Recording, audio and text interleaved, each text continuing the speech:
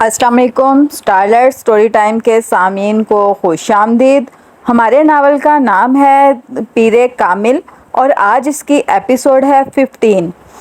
3-4 ملاقاتوں کے بعد اس نے ایک رات وینس کو اپنے فلیٹ پر گزارنے کے لیے انوائٹ کر لیا تھا اور وینس نے کسی تعامل کے بغیر اس کی دعوت قبول کر لی۔ وہ دونوں یونیورسٹی کے بعد اکٹھے بہت سی جگہوں پر پھرتے رہے۔ سالار کے فلیٹ پر ان کی واپسی لیٹ نائٹ ہوئی۔ وہ کچن میں اپنے اور اس کے لیے گلاس تیار کرنے لگا جبکہ وینس نے بے تکلفی سے ادھر ادھر پھرتے ہوئے اس کے اپارٹمنٹ کا جائزہ لے رہی تھی۔ پھر وہ اس کے قریب آ کر کاؤنٹر کے سامنے کھڑی ہو گئی۔ بہت اچھا اپارٹمنٹ ہے تمہارا۔ میں سوچ رہی تھی کہ تم اکیلے رہتے ہو تو اپارٹمنٹ کا حلیہ خاصا خراب ہوگا، مگر تم نے تو ہر چیز بڑے سلیقے سے رکھی ہوئی ہے۔ تم ایسے ہی رہتے ہو یا یہ اہتمام خاص میرے لیے کیا گیا ہے؟ سالار نے ایک گلاس اس کے آگے رکھ دیا۔ میں ایسے ہی رہتا ہوں، قرینے اور طریقے سے۔ اس نے ایک گھونٹ بھرا اور گلاس دوبارہ کاؤنٹر پر رکھتے ہوئے وہ وینس کے قریب چلا آیا۔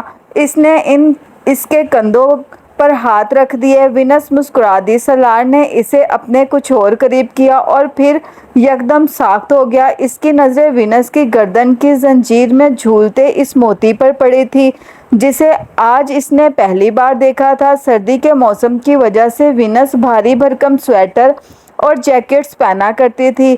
اس نے ایک دو بار اس کے کھلے کالر سے نظر آنے والی اس زنجیر کو دیکھا تھا، مگر اس زنجیر میں لٹکا ہوا وہ موتی آج پہلی بار اس کی نظروں میں آیا تھا، کیونکہ آج پہلی بار وینس ایک گہرے گلے کی شرٹ میں ملبوس تھی۔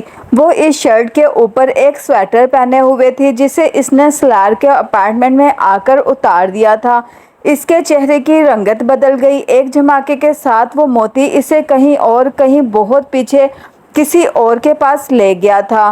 مسح کرتے ہاتھ اور انگلیاں، ہاتھ اور کلائی، کلائی سے کوہنی تک کا سفر کرتی انگلیاں، آنکھوں سے پیشانی، پیشانی سے سفید چادر کے نیچے سیاہ بالوں پر پھسلتے ہوئے ہاتھ۔ امامہ کی گردن کے گرد موجود زنجیر تنگ تھی۔ اس میں لٹکنے والا موتی اس کی ہنسلی کی ہڈی کے بالکل ساتھ جھولتا تھا۔ زنجیر تھوڑی سی بھی لمبی ہوتی تو وہ اسے دیکھ نہ پاتا۔ اس رات وہ بہت تنگ گلے کی شرٹ اور سویٹر میں ملبوس تھی۔ اس موتی کو دیکھتے ہوئے وہ کچھ دیر کے لیے مفلوج ہو گیا۔ وہ اسے کس وقت یاد آئی تھی۔ اس نے موتی سے نظریں چرانے کی کوشش کی۔ وہ اپنی رات خراب نہیں کرنا چاہتا تھا۔ اس نے وینس کو دیکھ کر دوبارہ مسکرانے کی کوشش کی۔ وہ اس سے کہہ رہی تھی، مجھے تمہاری آنکھیں بہت خوبصورت لگتی ہیں، مجھے تمہاری آنکھوں سے گھن آتی ہے۔ کسی آواز نے اسے ایک چابک مارا تھا اور اس کے چہرے کی مسکراہٹ یکدم غائب ہو گئی۔ وینس کے وجود سے اپنا بازو ہٹاتے ہوئے وہ چند قدم پیچھے مڑا اور کاؤنٹر پر پڑا گلاس اٹھا لیا۔ وینس ہکا بکا اسے دیکھ رہی تھی۔ کیا ہوا؟ وہ چند قدم آگے بڑھ آئی اور اس کے کندھے پر ہاتھ رکھتے ہوئے کچھ تشویش سے پوچھا۔ سالار کچھ کہے بغیر ایک ہی سانس میں گلاس خالی کر گیا۔ وینس اس کے جواب نہ دینے پر اب کچھ الجھے ہوئے انداز میں اسے دیکھ رہی تھی۔ وینس میں اس کی دلچسپی ختم ہونے میں صرف چند منٹ لگے تھے۔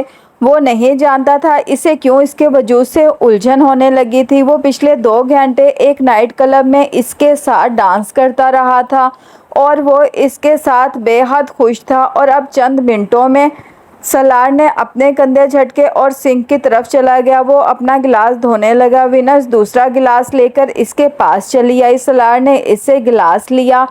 وہ اپنے سینے پر دونوں بازو لپیٹے اس کے بالکل پاس کھڑی اسے دیکھتی رہی۔ سالار کو اس کی نظروں سے جھنجھلاہٹ ہو رہی تھی۔ میری طبیعت کچھ ٹھیک نہیں ہے، گلاس کو شیلف پر رکھتے ہوئے اس نے وینس سے کہا۔ وہ حیرانی سے اسے دیکھنے لگی۔ وہ بالواسطہ طور پر اسے وہاں سے جانے کے لیے کہہ رہا تھا۔ وینس کے چہرے کا رنگ بدل گیا۔ سالار کا رویہ بے حد توہین آمیز تھا۔ وہ چند لمحے اسے گھورتی رہی، پھر تیزی کے ساتھ اپنا سویٹر اور بیگ اٹھا کر ڈپارٹمنٹ کا دروازہ دھماکے سے بند کر کے باہر نکل گئی۔ وہ دونوں ہاتھوں سے اپنا سر پکڑ کر صوفہ پر بیٹھ گیا۔ وینس اور امامہ میں کہیں کسی قسم کی کوئی مشابہت نہیں تھی۔ دونوں کی گردنوں میں موجود موتی بھی بالکل ایک جیسا نہیں تھا۔ اس کے باوجود اس وقت اس کی گردن میں جھولتے اس موتی کو دیکھ کر بے اختیار وہ یاد آئی تھی۔ کیوں اب پھر کیوں؟ آخر اس وقت کیوں وہ بے حد مشتعل ہو رہا تھا؟ اس کی وجہ سے اس کی رات خراب ہو گئی تھی۔ اس نے سینٹر ٹیبل پر پڑا ہوا ایک کرسٹل کا گلدان اٹھایا اور پوری قوت سے دیوار پر دے مارا۔ ویکینڈ کے بعد وینس سے اس کی دوبارہ ملاقات ہوئی، لیکن وہ اس سے بڑے روکھے اور اکھڑے ہوئے انداز میں ملا۔ اس سے تعلقات شروع کرنے سے پہلے ہی ختم کرنے کا واحد راستہ تھا۔ اسے ہر اس عورت سے جھنجھلاہٹ ہوتی تھی جو اسے کسی بھی طرح سے امامہ کی یاد دلاتی، اور وینس ان عورتوں میں شامل ہو گئی تھی۔ وینس جو اس کی طرف سے کسی معذرت اور اگلی دعوت کا انتظار کر رہی تھی، وہ اس کے اس رویے سے بری طرح دل برداشتہ ہوئی تھی۔ یل میں یہ اس کا پہلا افیئر تھا۔ اگلے چند ماہ وہ پڑھائی میں بے حد مصروف رہا، اتنا مصروف کہ امامہ کو یاد رکھنے اور اس کے بارے میں معلومات حاصل کرنے کی کوشش کو کل پر ٹالتا رہا۔ شاید یہ سلسلہ ابھی چلتا رہتا اگر اس شام اچانک اس کی ملاقات جلال انصر سے نہ ہو جاتی۔ وہ ویکینڈ پر بوسٹن گیا ہوا تھا جہاں اس کے چچا رہتے تھے۔ وہ وہاں اپنے ایک کزن کی شادی اٹینڈ کرنے آیا تھا۔ اس شام سالار اپنے کزن کے ہمراہ تھا جو ایک ریسٹورنٹ چلا رہا تھا۔ وہ وہاں کھانا کھانے آیا ہوا تھا۔ اس کا کزن آرڈر دینے کے بعد کسی کام سے اٹھ کر گیا تھا۔ سالار کھانے کا انتظار کر رہا تھا جب کسی نے اس کا نام لے کر پکارا، ہیلو! سالار نے بے اختیار مڑ کر اسے دیکھا۔ آپ سالار ہیں؟ اس آدمی نے پوچھا۔ وہ جلال انصر تھا۔ اسے پہچاننے میں لمحہ بھر کے لیے دقت اس لیے ہوئی تھی کیونکہ اس کے چہرے سے اب داڑھی غائب تھی۔ سالار نے کھڑے ہو کر اس سے ہاتھ ملایا۔ 1 سال پہلے کا ایڈونچر ایک بار پھر اس کی آنکھوں کے سامنے گھوم گیا۔ رسمی الیکس لیگ کے بعد اس نے جلال کو رسماً کھانے کی دعوت دی۔ نہیں، مجھے ذرا جلدی ہے، بس آپ پر اتفاقاً نظر پڑ گئی تو آ گیا، جلال نے اپنی گھڑی پر نظر ڈالتے ہوئے کہا۔ امامہ کیسی ہے؟ جلال نے بات کرتے کرتے اچانک کہا۔ سالار کو لگا وہ اس کا سوال ٹھیک سے سن نہیں سکا۔ سوری، اس نے معذرت خواہ انداز میں استفسار کیا۔ جلال نے اپنا سوال دہرایا۔ میں امامہ کا پوچھ رہا تھا، وہ کیسی ہے؟ سالار پلکیں جھپکائے بغیر اسے دیکھتا رہا۔ وہ امامہ کے بارے میں اس سے کیوں پوچھ رہا تھا؟ مجھے نہیں پتا، یہ تو آپ کو پتا ہونا چاہیے، اس نے کچھ الجھتے ہوئے انداز میں کندھے جھٹکتے ہوئے کہا۔ اس بار جلال حیران ہوا۔ مجھے کس لیے؟ کیونکہ وہ آپ کی بیوی ہے۔ میری بیوی؟ جلال کو جیسے کرنٹ لگا۔ آپ کیا کہہ رہے ہیں؟ میری بیوی کیسے ہو سکتی ہے وہ؟ میں نے اس سے شادی سے انکار کر دیا تھا۔ آپ اچھی طرح جانتے ہیں، 1 سال پہلے آپ ہی تو آئے تھے اس سلسلے میں مجھ سے بات کرنے کے لیے۔ جلال نے جیسے اسے کچھ یاد دلایا۔ میں نے تو آپ سے یہ بھی کہا تھا کہ آپ خود اس سے شادی کر لیں۔ سالار بے یقینی سے اسے دیکھتا رہا۔ میں تو یہ سوچ کر آپ کے پاس آیا تھا کہ شاید آپ نے اس سے شادی کر لی ہوگی۔ وہ اب وضاحت کر رہا تھا۔ آپ نے اس سے شادی نہیں کی؟ سالار نے پوچھا۔ نہیں، آپ سے تو ساری بات ہوئی تھی، میں نے انکار کر دیا تھا۔ پھر اس سے میری شادی کیسے ہو سکتی تھی؟ پھر میں نے سنا کہ وہ گھر سے چلی گئی، میں نے سوچا آپ کے ساتھ کہیں چلی گئی ہوگی، اسی لیے تو آپ کو دیکھ کر آپ کی طرف آیا تھا۔ میں نہیں جانتا کہ وہ کہاں ہے، میں تو پچھلے 7-8 ماہ سے یہیں ہوں، سالار نے کہا، اور مجھے یہاں آئے 2 ماہ ہوئے ہیں، جلال نے بتایا۔ مجھ سے ملاقات کے بعد کیا اس نے دوبارہ آپ سے رابطہ یا ملاقات کرنے کی کوشش نہیں کی تھی؟ سالار نے کچھ الجھتے ہوئے انداز میں پوچھا۔ نہیں، وہ مجھ سے نہیں ملی۔ یہ کیسے ہو سکتا ہے کہ لاہور جا کر اس نے آپ سے رابطہ کرنے کی کوشش نہ کی ہو؟ سالار کو اس کی بات پر یقین نہیں آیا۔ مجھ سے رابطہ کرنے سے کیا ہوتا؟ آپ کے لیے وہ گھر سے نکلی تھی، اسے آپ کے پاس جانا چاہیے تھا۔ نہیں، وہ میرے لیے گھر سے نہیں نکلی تھی۔ آپ تو اچھی طرح جانتے ہیں کہ میں نے اسے بتا دیا تھا کہ میں اس سے شادی نہیں کر سکتا۔ پھر آپ یہ مت کہیں کہ وہ میرے لیے گھر سے نکلی تھی۔ جلال کے لہجے میں اچانک کچھ تبدیلی آ گئی۔ ساری بات آپ ہی سے تو ہوئی تھی، کیا آپ واقعی سچ کہہ رہے ہیں کہ وہ دوبارہ آپ کے پاس نہیں گئی؟ میں آپ سے کیوں جھوٹ بولوں گا؟ اور اگر وہ میرے ساتھ ہوتی تو میں آپ کے پاس اس کے بارے میں پوچھنے کیوں آتا؟ مجھے دیر ہو رہی ہے۔ جلال کے لہجے میں اب بے نیازی تھی۔ آپ مجھے اپنا کانٹیکٹ نمبر دے سکتے ہیں؟ سالار نے کہا۔ نہیں، میں نہیں سمجھتا کہ آپ کو مجھ سے اور مجھے آپ سے دوبارہ رابطے کی ضرورت پڑ سکتی ہے۔ جلال نے بڑی صاف گوئی سے کہا اور واپس مڑ گیا۔ سالار کچھ الجھے ہوئے انداز میں اس کی پشت پر نظریں جمائے رہا۔ یہ بات قابل یقین تھی کہ وہ جلال سے نہیں ملے۔ کیوں؟ کیا اس نے میری اس بات کو واقعی یقین کر لیا تھا کہ جلال نے شادی کر لی ہے؟ سالار کو اپنا جھوٹ یاد آیا، مگر یہ کیسے ممکن ہے؟ وہ مزید الجھا۔ میری بات پر اسے یقین کیسے آ سکتا ہے جبکہ وہ کہہ بھی رہی تھی کہ اسے میری بات پر یقین نہیں ہے؟ وہ کرسی کھینچ کر دوبارہ بیٹھ گیا۔ اور اگر جلال کے پاس نہیں گئی تو پھر وہ کہاں گئی؟ کیا کسی اور شخص کے پاس، جس سے اس نے مجھے بے خبر رکھا؟ مگر یہ ممکن نہیں ہے۔ اگر کوئی اور ہوتا تو وہ مجھے اس سے بھی رابطہ کرنے کے لیے کہتی۔ اگر وہ فوری طور پر جلال کے پاس نہیں بھی گئی تھی تو سکندر سے نکاح نامہ لینے اور طلاق کے حق کے بارے میں جاننے کے بعد اسے اسی کے پاس جانا چاہیے تھا۔ وہ یہ نہیں جانتا تھا کہ اس نے جلال کی اس فرضی شادی کے بارے میں اسے کیوں بتایا۔ شاید وہ اسے پریشان کرنا چاہتا تھا، یا پھر یہ دیکھنا چاہتا تھا کہ وہ اب کیا کرے گی، یا پھر شاید وہ بار بار اس کے اس مطالبے سے تنگ آ گیا تھا کہ وہ پھر جلال کے پاس جائے، پھر جلال سے رابطہ کرے۔ وہ ایسا کرنے کی وجہ نہیں جانتا تھا۔ جو بھی تھا، بہرحال اسے یقین تھا امامہ جلال کے پاس جائے گی۔ مگر سالار کو اب پتہ چلا کہ اس کی توقع یا اندازے کے برعکس وہ وہاں گئی ہی نہیں۔ ویٹر اب کھانا سرو کر رہا تھا۔ اس کا کزن آ چکا تھا۔ وہ دونوں باتیں کرتے ہوئے کھانا کھاتے رہے، مگر سالار کھانا کھاتے اور باتیں کرتے ہوئے بھی مسلسل امامہ اور جلال کے بارے میں سوچتا رہا۔ کئی ماہ بعد یکدم وہ اس کے ذہن میں پھر تازہ ہو گئی۔ کہیں ایسا تو نہیں کہ وہ دوبارہ اپنے گھر واپس چلی گئی ہو؟ کھانا کھاتے کھاتے اسے اچانک خیال آیا، ہاں یہ ممکن ہے۔ اس کا ذہن متواتر ایک ہی جگہ اٹکا ہوا تھا۔ مجھے پاپا سے بات کرنی چاہیے، انہیں یقیناً اس بارے میں کچھ نہ کچھ پتہ ہوگا۔ سکندر عثمان بھی ان دنوں شادی میں شرکت کی غرض سے وہیں تھے۔ واپس گھر آنے کے بعد رات کے قریب جب اس نے سکندر کو تنہا دیکھا تو اس نے ان سے امامہ کے بارے میں پوچھا۔ پاپا، کیا امامہ واپس اپنے گھر آ گئی ہے؟ اس نے کسی تہمت کے بغیر سوال کیا، اور اس کے سوال نے کچھ دیر کے لیے سکندر کو خاموش رکھا۔ تم کیوں پوچھ رہے ہو؟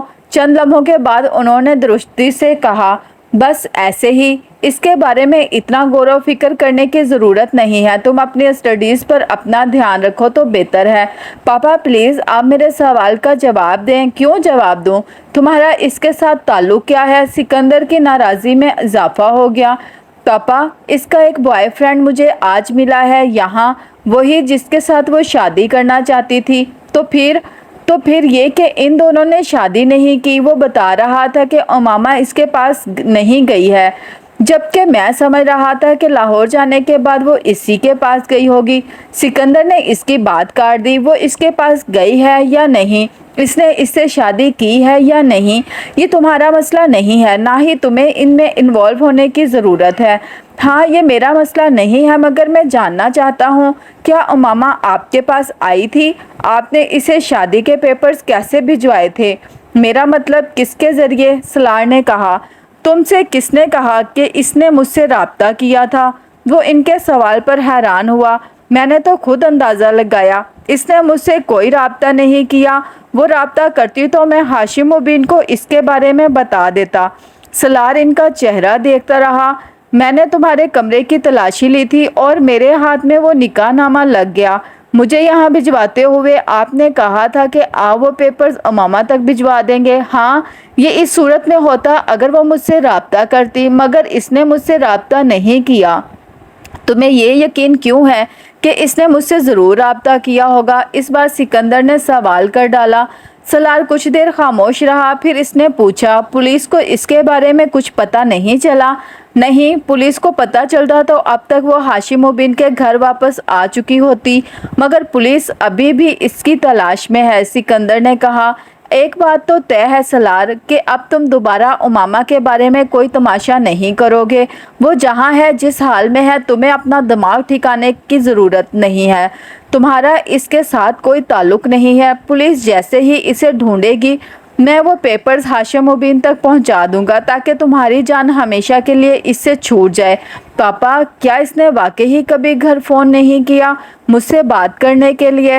سلار نے ان کی بات پر غور کیے بغیر کہا، کیا وہ تمہیں فون کیا کرتی تھی؟ وہ ان کا چہرہ دیکھنے لگا۔ گھر سے چلے جانے کے بعد اس نے صرف ایک بار فون کیا تھا، پھر میں یہاں آ گیا۔ ہو سکتا ہے اس نے دوبارہ فون کیا ہو جس کے بارے میں آپ مجھے نہیں بتا رہے۔ اس نے تمہیں فون نہیں کیا؟ اگر کرتی تو میں تمہاری اور اس کی شادی کے بارے میں بہت سے معاملات کو ختم کر دیتا۔ میں تمہاری طرف سے اسے طلاق دے دیتا۔ یہ سب آپ کیسے کر سکتے تھے؟ سلار نے بہت پرسکون انداز میں کہا، یہاں تمہیں بھجوانے سے پہلے میں نے ایک پیپر پر تمہارے سگنیچر لیے تھے۔ میں طلاق نامہ تیار کروا چکا ہوں، سکندر نے جتاتے ہوئے کہا۔ Fake document? سلار نے اسی انداز میں تبصرہ کیا۔ میں تو نہیں جانتا تھا کہ آپ طلاق نامہ تیار کروانے کے لیے مجھ سے سائن کروا رہے ہیں۔ تم پھر اس مصیبت کو میرے سر لانا چاہتے ہو؟ سکندر کو ایک دم غصہ آ گیا۔ میں نے یہ نہیں کہا، میں اس کے ساتھ رشتے کو قائم رکھنا چاہتا ہوں۔ میں آپ کو صرف یہ بتا رہا ہوں کہ آپ میری طرف سے یہ رشتہ ختم نہیں کر سکتے۔ یہ میرا معاملہ ہے، میں خود ہی اسے ختم کروں گا۔ تم صرف یہ شکر کرو کہ تم اس وقت یہاں اطمینان سے بیٹھے ہوئے ہو، ورنہ تم نے جس خاندان کو اپنے پیچھے لگا لیا تھا نا، وہ خاندان قبر تک بھی تمہارا پیچھا نہ چھوڑتا۔ اور یہ بھی ممکن ہے وہ یہاں بھی تمہاری نگرانی کروا رہے ہوں یا انتظار کر رہے ہوں کہ تم مطمئن ہو کر دوبارہ امامہ کے ساتھ رابطہ کرو اور وہ تم دونوں کے لیے ایک کنواں تیار کر لیں۔ آپ خوامخواہ مجھے خوفزدہ کر رہے ہیں۔ پہلی بات تو یہ ہے کہ میں یہ ماننے پر تیار نہیں ہوں کہ یہاں امریکہ میں کوئی میری نگرانی کر رہا ہوگا، اور وہ بھی اتنا عرصہ گزر جانے کے بعد۔ اور دوسری بات یہ ہے کہ میں امامہ کے ساتھ تو کوئی رابطہ نہیں کر رہا کیونکہ میں واقعی نہیں جانتا وہ کہاں ہے۔ پھر رابطے کا تو سوال ہی پیدا نہیں ہوتا۔ تو پھر تمہیں اس کے بارے میں اس قدر کانشیس ہونے کی کیا ضرورت ہے؟ وہ جہاں ہے جیسی ہے رہنے دو اسے۔ سکندر کو کچھ اطمینان ہوا۔ آپ میرے موبائل کے بل چیک کریں۔ وہ موبائل اس کے پاس ہے، ہو سکتا ہے پہلے نہیں تو اب وہ اس سے کالز کر لیتی ہو۔ وہ اس سے کالز نہیں کرتی، موبائل مستقل طور پر بند ہے۔ جو چند کالز اس نے کی تھی وہ سب میڈیکل کالج میں ساتھ پڑھنے والی لڑکیوں کو ہی کی تھی، اور پولیس پہلے ہی انہیں انویسٹیگیٹ کر چکی ہے۔ لاہور میں وہ ایک لڑکی کے گھر گئی تھی، مگر وہ لڑکی پشاور میں تھی اور اس کے واپس آنے سے پہلے ہی وہ اس کے گھر سے چلی گئی۔ کہاں گئی یہ پولیس کو پتہ نہیں چل سکا۔ سلار چپتی ہوئی نظروں سے انہیں دیکھتا رہا۔ پھر اس نے کہا، آپ کو حسن نے میرے اور اس کے بارے میں بتایا تھا؟ سکندر کچھ بول نہیں سکے۔ موبائل کے امامہ کے پاس ہونے کے بارے میں صرف حسن ہی جانتا تھا۔ کم از کم یہ ایسی بات تھی جو سکندر عثمان صرف اس کے کمرے کی تلاشی لے کر نہیں جان سکتے تھے۔ اسے ان سے بات کرتے ہوئے پہلی بار اچانک حسن پر شبہ ہوا تھا، کیونکہ سکندر عثمان کو اتنی چھوٹی موٹی باتوں کا پتہ تو جو صرف اسے پتہ تھی یا پھر حسن کو، کوئی تیسرا ان سے واقف نہیں تھا۔ اس نے سکندر عثمان کو کچھ نہیں بتایا تھا تو یقینی طور پہ حسن ہی ہو سکتا تھا جس نے انہیں ساری تفصیل سے آگاہ کیا تھا۔ اس سے کیا فرق پڑتا ہے کہ مجھے حسن نے بتایا یا کسی اور نے؟ یہ تو ہو نہیں سکتا تھا کہ اس بات کے بارے میں مجھے پتہ نہ چلتا۔ یہ صرف میری حماقت تھی کہ میں نے ہاشم مبین کے الزامات کو سنجیدگی سے نہیں لیا اور تمہارے جھوٹ پر یقین کر لیا۔ سلار نے کچھ نہیں کہا، وہ صرف ماتھے پر تیوریاں لیے انہیں دیکھتا اور ان کی بات سنتا رہا۔ اب جب میں نے تمہیں اس سارے معاملے سے بچا لیا ہے تو تمہیں دوبارہ ایسی کوئی حرکت نہیں کرنی چاہیے جس سے سکندر عثمان نے قدرے نرم لہجے میں کہنا شروع کیا، مگر اس سے پہلے کہ ان کی بات مکمل ہوتی سلار ایک جھٹکے سے اٹھ کر کمرے سے نکل گیا۔ سکندر عثمان کے ساتھ ہونے والی گفتگو کے بعد وہ ساری رات اس تمام معاملے کے بارے میں سوچتا رہا۔ پہلی بار اسے ہلکا سا افسوس اور پچھتاوا ہوا تھا۔ اسے امامہ ہاشم کو اس کے کہنے پر فوراً طلاق دے دینی چاہیے تھی، پھر شاید وہ جلال کے پاس چلی جاتی اور وہ دونوں شادی کر لیتے۔ मामा के लिए बेहद नापसंदीदगी रखने के बावजूद इसने पहली बार अपनी गलती तस्लीम की। इसने दोबारा मुझसे राब्ता नहीं किया, वो तलाक लेने के लिए कोर्ट नहीं गई। इसके ख़ानदान वाले भी अभी तक इसे ढूंढ नहीं सके। वो जलाल अंसर के पास भी नहीं गई, तो फिर आखिर वो गई कहाँ? क्या इसके साथ कोई हादसा? वो पहली बार बहुत संजीदगी से, किसी नाराज़ी या गुस्से के बगैर इसके बारे में सोच रहा था। ये तो मुमकिन नहीं है कि वो मुझसे इतनी शदीद नफ़रत और नापसंदीदगी के रखने के बाद मेरी बीवी के तौर पर कहीं खामोशी की ज़िंदगी गुजार रही हो। फिर आखिर क्या वजह है कि मामा किसी के साथ भी दोबारा राब्ता नहीं कर रही? अब तक जब 1 साल से ज़्यादा गुजर गया है, क्या वो वाकई हादसे का शिकार हो गई है? क्या हादसा पेश आ सकता है इसे? इसके बारे में सोचते सोचते इसकी जहनी रो एक बार फिर बहकने लगी। अगर कोई हादसा पेश आ गया है तो मैं क्या करूं? वो अपने रिस्क पर घर से निकली थी और हादसा तो किसी को किसी भी वक्त पेश आ सकता है। फिर मुझे इसके बारे में इतना फ़िक्रमंद होने की क्या ज़रूरत है? पापा ठीक कहते हैं, जब मेरा इसके साथ कोई ताल्लुक़ नहीं है तो फिर मुझे इसके बारे में इतना तजस्सुस भी नहीं रखना चाहिए, ख़ास तौर पर एक ऐसी लड़की के बारे में जो इस हद तक एहसान फरामोश हो, जो अपने आप को दूसरों से बेहतर समझती हो और जो मुझे इतना घटिया समझती हो। इसके साथ जो भी हुआ होगा ठीक ही हुआ होगा, वो इसी काबिल थी। इसने इसके बारे में हर ख्याल को जहन से झटकने की कोशिश की। कुछ देर पहले की तासीफ आमेज़ संजीदगी वो अब महसूस नहीं कर रहा था, ना ही इसे किसी किस्म के पछतावे का एहसास था। वो वैसे भी छोटी मोटी बातों पर पछताने का आदी नहीं था। इसने सुकून के आलम में आंखें बंद कर ली। इसके जहन में अब दूर दूर तक कहीं उमामा हाशिम का तस्वर मौजूद नहीं था। कभी वैन डैम गए हो? इस दिन यूनिवर्सिटी से निकलते हुए माइक ने सलार से पूछा। एक दफ़ा। कैसी जगह है? माइक ने सवाल किया। बुरी नहीं है, सलार ने तबसरा किया। इसी वीकेंड पर वहाँ चलते हैं। क्यों? मेरी गर्लफ्रेंड को बहुत दिलचस्पी है इस जगह में, वो अक्सर जाती है, माइक ने कहा। तो तुम्हें तो फिर इसके साथ ही जाना चाहिए, सलार ने कहा। नहीं, सब लोग चलते हैं, ज़्यादा मज़ा आएगा, माइक ने कहा। सब लोगों से तुम्हारी क्या मुराद है? इस बार दानिश ने गुफ्तगू में हिस्सा लिया। जितने दोस्त भी हैं सब। मैं, सलार, तुम, सेठी और साद को रहने दो। वो नाइट क्लब के नाम पर कानों को हाथ लगाने लगेगा या फिर एक लंबा चौड़ा वैज़ देगा, सलार ने मुदाखलत की। तो फिर ठीक है, हम लोग ही चलते हैं, दानिश ने कहा। सैंड्रा को भी इनवाइट कर लेते हैं, सलार ने अपनी गर्लफ्रेंड का नाम लिया। इस वीकेंड पर सब वहाँ गए और 3-4 घंटों तक उन्होंने वहाँ खूब इंजॉय किया। अगले रोज़ सलार सुबह देर से उठा। वो अभी लंच की तैयारी कर रहा था जब साद ने इसे फ़ोन किया। अभी उठे हो? साद ने इसकी आवाज़ सुनते ही कहा। हाँ, 10 मिनट पहले। रात को देर तक बाहर रहे होगे इसलिए, साद ने अंदाज़ा लगाया। हाँ, हम लोग बाहर गए हुए थे, सलार ने दांस्ता तौर पर नाइट क्लब का नाम नहीं लिया। हम लोग कौन? तुम और सैंड्रा? नहीं, पूरा ग्रुप ही है, सलार ने कहा। पूरा ग्रुप? मुझे लेकर नहीं गए? मैं मर गया था, साद ने चिढ़कर कहा। तुम्हारा ख्याल ही नहीं आया हमें, सलार ने इत्मीनान से कहा। बहुत घटिया आदमी हो तुम सलार, बहुत ही घटिया। ये दानिश भी गया था? हम सब माय डियर, हम सब, सलार ने इसी इत्मीनान के साथ कहा। मुझे क्यों नहीं लेकर गए तुम लोग? सलार की खफगी में अब कुछ और इजाफा हुआ। तुम अभी बच्चे हो, हर जगह बच्चों को लेकर नहीं जा सकते, सलार ने शरारत से कहा। मैं अभी आकर तुम्हारी टांगें तोड़ता हूँ, फिर तुम्हें अंदाज़ा होगा कि ये बच्चा बड़ा हो गया है। मजाक नहीं कर रहा यार, हमने तुम्हें साथ जाने को इसलिए नहीं कहा क्योंकि तुम जानते ही नहीं। इस बार सलार वाकई ही संजीदा हुआ। क्यों? तुम लोग दोज़ख में जा रहे थे कि मैं वहाँ ना जाता? साद के गुस्से में कोई कमी नहीं आई। कम अज़ कम तुम इसे दोज़ख ही कहते हो। हम लोग नाइट क्लब गए हुए थे और तुमको वहाँ नहीं जाना था। क्यों? मुझे वहाँ क्यों नहीं जाना था? साद के जवाब ने सलार को कुछ हैरान किया।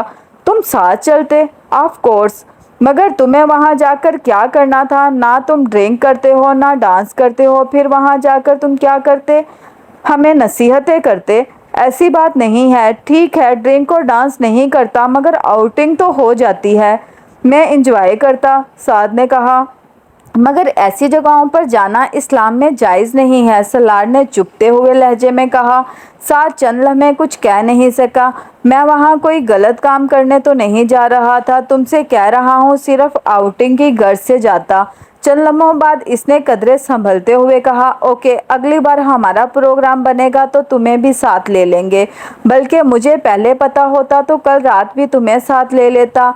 हम सब ने वाकई बहुत इंजॉय किया। सलार ने कहा, चलो अब मैं कर भी क्या सकता हूँ। खैर, आज क्या कर रहे हो? साद अब इससे मामूल की बातें करने लगा। 10-15 मिनट तक इन दोनों के दरमियान गुफ्तगू होती रही। फिर सलार ने फ़ोन बंद कर दिया।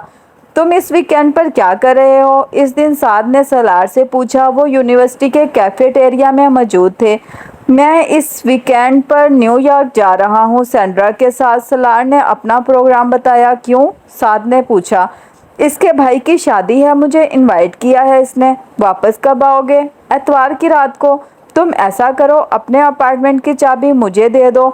मैं 2 दिन तुम्हारे अपार्टमेंट पर गुजारूंगा। कुछ असाइनमेंट है जो मुझे तैयार करने हैं और इस वीकेंड पर वो चारों ही घर होंगे। वहाँ बड़ा रश होगा। मैं तुम्हारे अपार्टमेंट में इत्मीनान से पढ़ लूँगा। साद ने कहा, ओके, तुम मेरे अपार्टमेंट में रह लेना। सलार ने कंधे उचकाते हुए कहा।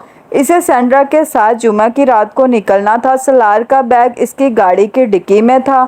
ये एक इत्तेफाक ही था कि सैंड्रा को ऐन आखिरी वक्त में चंद काम निपटाने पड़ गए और वो जो सरे शाम निकलने का इरादा किए बैठे थे, इनका प्रोग्राम हफ्ते की सुबह तक मुलतवी हो गया।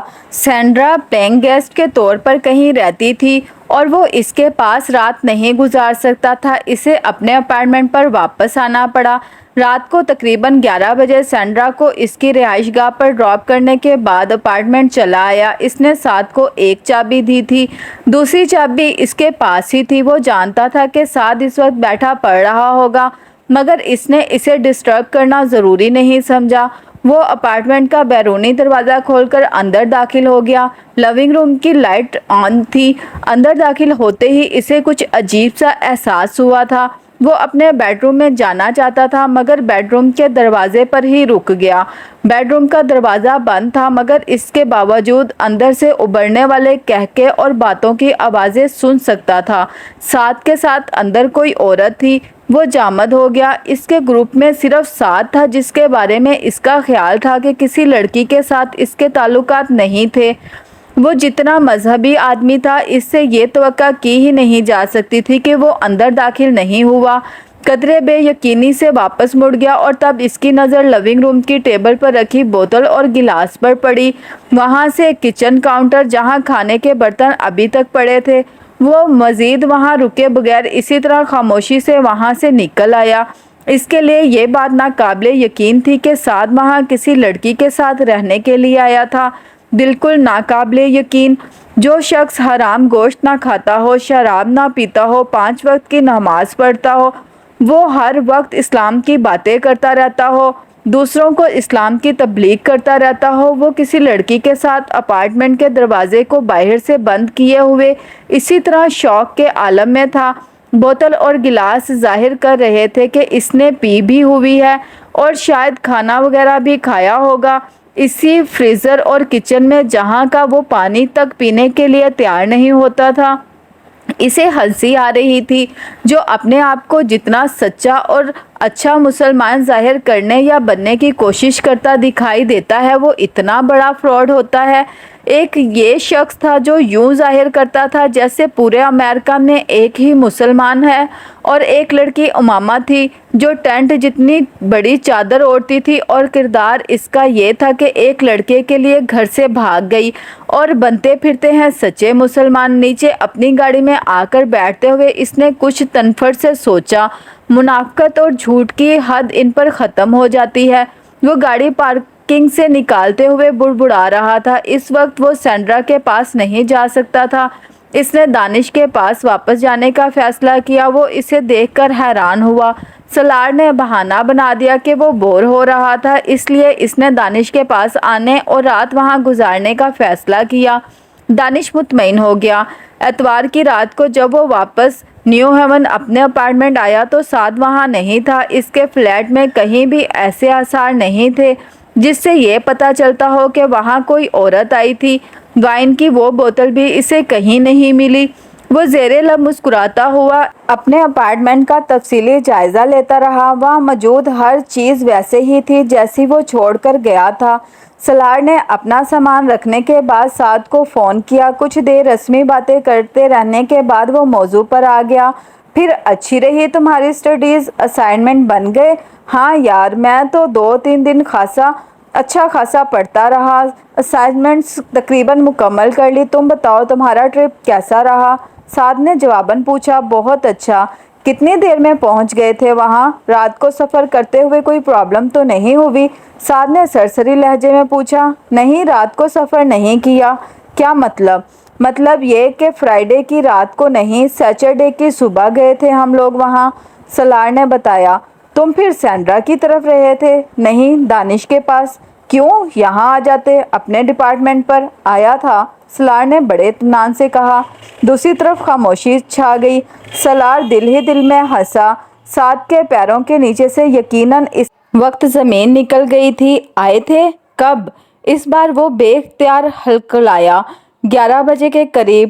تم اس وقت کسی لڑکی کے ساتھ مصروف تھے۔ میں نے تم کو لوگوں کو ڈسٹرب کرنا مناسب نہیں سمجھا، اس لیے وہاں سے واپس آ گیا۔ وہ اندازہ کر سکتا تھا کہ سعد پر اس وقت سکتہ طاری ہو چکا ہوگا۔ اس کے وہم و گمان میں بھی نہیں آ سکتا تھا کہ سالار اس طرح اس کا بھانڈا پھوڑ دے گا۔ ویسے تم نے کبھی اپنی گرل فرینڈ سے ملوایا نہیں؟ اس نے مزید کہا۔ سعد کو سانس لینے میں جتنی دقت ہو رہی ہوگی وہ اندازہ کر سکتا تھا۔ بس ویسے ہی ملوا دوں گا، اس نے دوسری طرف سے بے حد مدھم اور معذرت خواہ انداز میں کہا۔ مگر تم کسی اور سے اس کا ذکر مت کرنا، اس نے ایک ہی سانس میں کہا۔ میں کیوں ذکر کروں گا؟ تمہیں گھبرانے کی ضرورت نہیں ہے۔ سالار اس کی کیفیت سمجھ سکتا تھا۔ اسے اس وقت سعد پر کچھ ترس آ رہا تھا۔ اس رات سعد نے چند منٹوں بعد ہی فون رکھ دیا۔ سالار کو اس کی شرمندگی کا اچھی طرح اندازہ تھا۔ اس واقعے کے بعد سالار کا خیال تھا کہ سعد دوبارہ کبھی اس کے سامنے اپنی مذہبی عقیدت اور وابستگی کا ذکر نہیں کرے گا، مگر اسے یہ دیکھ کر حیرت ہوئی تھی کہ سعد میں کوئی تبدیلی نہیں آئی تھی۔ وہ اب بھی اسی شد و مد سے مذہب پر بات کرتا، دوسروں کو ٹوک دیتا، نصیحتیں کرتا، نماز پڑھنے کی ہدایت دیتا، صدقہ خیرات دینے کے لیے کہتا، اللہ سے محبت کے بارے میں گھنٹوں بولنے کے لیے تیار رہتا، اور مذہب کے بارے میں بات کر رہا ہوتا تو کسی آیت یا حدیث کا حوالہ دیتے ہوئے آنکھوں میں آنسو بھی آ جاتے۔ اس کے گروپ کے لوگوں کے ساتھ اور بہت سے لوگ سعد سے بہت متاثر تھے اور اس کے کردار سے بہت مرغوب، اور اللہ سے اس کی محبت پر رشک کا شکار۔ ایک مثالی مسلم جوانی کی مصروف زندگی میں بھی اس میں کوئی شک نہیں تھا کہ سعد بات کرنا جانتا تھا۔ اس کا انداز بیاں بے حد متاثر کن تھا، اور اس کے شناسا لوگوں میں صرف سالار تھا جس پر اس کی نصیحت کوئی اثر نہیں کرتی تھی، جو اس سے ذرا برابر متاثر نہیں تھا اور نہ ہی کسی رشک کا شکار۔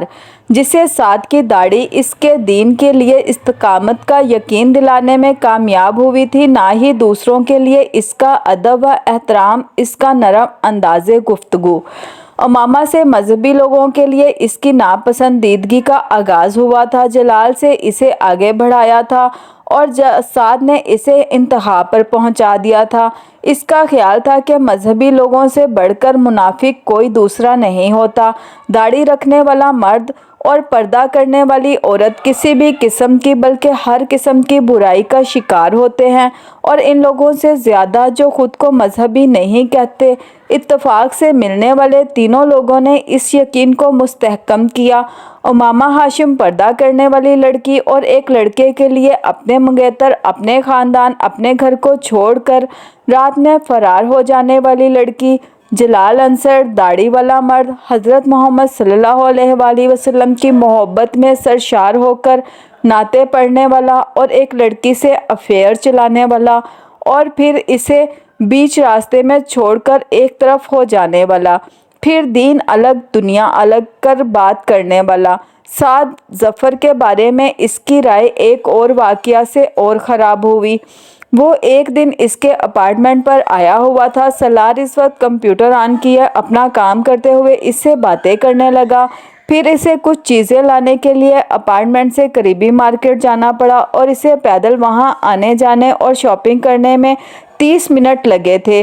साद इसके साथ नहीं आया था। जब सलार वापस आया तो साद कंप्यूटर पर चैटिंग में मसरूफ़ था। वो कुछ देर मज़ीद इसके पास बैठा गपशप करता रहा, फिर चला गया। इसके जाने के बाद सलार ने लंच किया और एक बार फिर कंप्यूटर पर आकर बैठ गया। वो भी कुछ देर चैटिंग करना चाहता था और ये एक इत्तेफाक ही था कि इसने लाशऊरी तौर पर कंप्यूटर चलाते हुए इसकी हिस्ट्री देखी। वहाँ एक वेबसाइट्स पर बेंचर्स की कुछ तफसीलात थीं जो कुछ देर पहले इसने या साद ने देखी थी। साद ने जिन चंद वेबसाइट्स को देखा था वो पोर्नोग्राफी से मुतल्लिक थी। इसे अपने या किसी दूसरे दोस्त के इन पेजेस देखने या इन वेबसाइट्स को विज़िट करने पर हैरत ना होती ना एतराज़। वो खुद ऐसी वेबसाइट्स का विज़िट करता रहता था, मगर साद के इन वेबसाइट्स को विज़िट करने पर इसे हैरत हुई थी। इसकी नज़रों में कुछ और नीचे आ गया था। फिर तुम्हारी क्या प्लानिंग है? पाकिस्तान आने का इरादा है? वो इस दिन फ़ोन पर सिकंदर से बात कर रहा था। सिकंदर ने इसे बताया था कि वो तैयबा के साथ कुछ हफ्तों के लिए ऑस्ट्रेलिया जा रहे हैं। उन्हें वहाँ अपने रिश्तेदारों के यहाँ होने वाली शादी की कुछ तकरीबात में शिरकत करनी थी। आप दोनों वहाँ नहीं होंगे तो मैं पाकिस्तान आकर क्या करूँगा? इसे मायूसी हुई। ये क्या बात हुई? तुम बहन भाइयों से मिलना, अनीता तुम्हें बहुत मिस कर रही है। सिकंदर ने कहा, पापा मैं इधर ही छुट्टियां गुजारूंगा, पाकिस्तान आने का कोई फ़ायदा नहीं। तुम ऐसा क्यों नहीं करते कि हमारे साथ ऑस्ट्रेलिया चलो? मॉइज़ भी जा रहा है। उन्होंने इसके बड़े भाई का नाम लेते हुए कहा, मेरा दिमाग ख़राब नहीं है कि मैं इस तरह मुंह उठाकर आपके साथ ऑस्ट्रेलिया चलूं। मॉइज़ की के साथ मेरी कौन सी अंडरस्टैंडिंग है जो आप मुझे इसके जाने का बता रहे हैं? इसने खासी बेजारी के साथ कहा, मैं तुम्हें मजबूर नहीं करूँगा। अगर तुम वहीं रहना चाहते हो तो ऐसा ही सही। बस अपना ख्याल रखना और देखो सलार, कोई गलती मत करना। उन्होंने इसे तनबिया की। वो इस गलत काम की नोयत के बारे में अच्छी तरह जानता था और वो ये जुमला सुनने का आदी हो चुका था कि अब अगर सिकंदर बाहर फ़ोन बंद करने से पहले इससे ये जुमला ना कहते तो इसे हैरत होती। सिकंदर से बात करने के बाद इसने फ़ोन करके अपनी सीट कैंसिल करवा दी। फ़ोन का रिसीवर रखने के बाद सोफ़े पर चिट लेटा छत को घूरते हुए वो यूनिवर्सिटी बंद होने के बाद के कुछ हफ्तों की मसरूफियात के बारे में सोचता रहा।